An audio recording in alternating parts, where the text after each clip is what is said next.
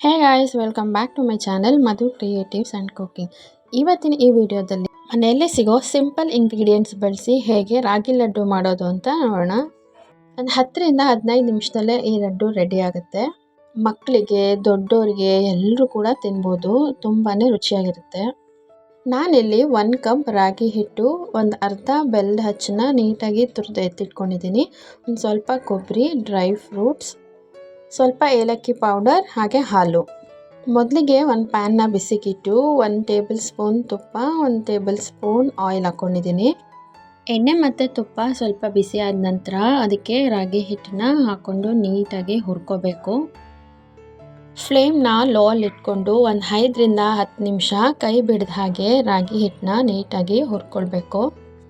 ಯಾರೆಲ್ಲ ಇನ್ನೂ ನನ್ನ ಚಾನಲ್ಗೆ ಸಬ್ಸ್ಕ್ರೈಬ್ ಆಗಿಲ್ವೋ ಪ್ಲೀಸ್ ಸಬ್ಸ್ಕ್ರೈಬ್ ಮಾಡ್ಕೊಳ್ಳಿ. ಹಾಗೆ ಈ ವಿಡಿಯೋ ಇಷ್ಟ ಆದರೆ ಲೈಕ್ ಮಾಡಿ.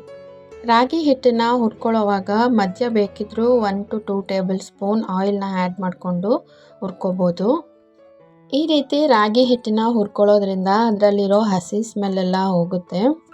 ನಾನಿಲ್ಲಿ ಒಂದು 5ರಿಂದ 10 ನಿಮಿಷ ರಾಗಿ ಹಿಟ್ಟನ್ನ ನೀಟಾಗಿ ಹುರ್ಕೊಂಡಿದ್ದಾಗಿದೆ.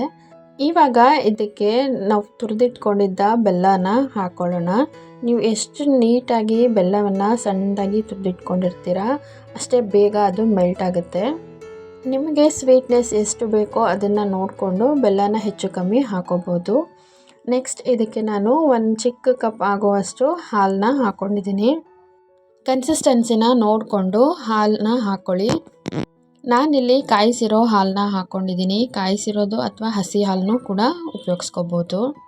ಇದಿಷ್ಟನ್ನು ಹಾಕಿದ ನಂತರ ಒಂದು 5 ನಿಮಿಷ ನೀಟಾಗಿ ಎಲ್ಲವನ್ನು ಮಿಕ್ಸ್ ಮಾಡ್ಕೊಳ್ಳೋಣ. ನೋಡಿ, ಈ ರೀತಿ ಕನ್ಸಿಸ್ಟೆನ್ಸಿ ಬರಬೇಕು, ಉಂಡೆ ಕಟ್ಟೋ ರೀತಿ.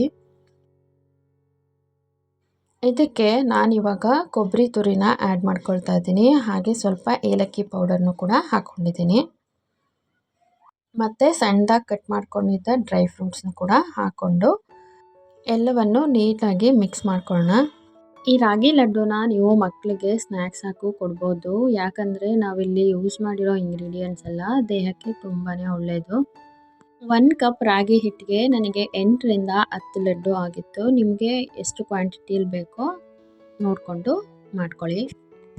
ಸ್ವಲ್ಪ ಬಿಸಿ ಇರೋವಾಗಲೇ ಉಂಡೆಗಳನ್ನ ಕಟ್ಕೊಂಡ್ರೆ ಚೆನ್ನಾಗಿರುತ್ತೆ, ಒಳ್ಳೆ ಶೇಪ್ ಕೂಡ ಬರುತ್ತೆ. ಆರೋದ್ಮೇಲೆ ಕಟ್ಟಕ್ಕೆ ಹೋದರೆ ಅಷ್ಟು ನೀಟಾಗಿ ಬರೋದಿಲ್ಲ.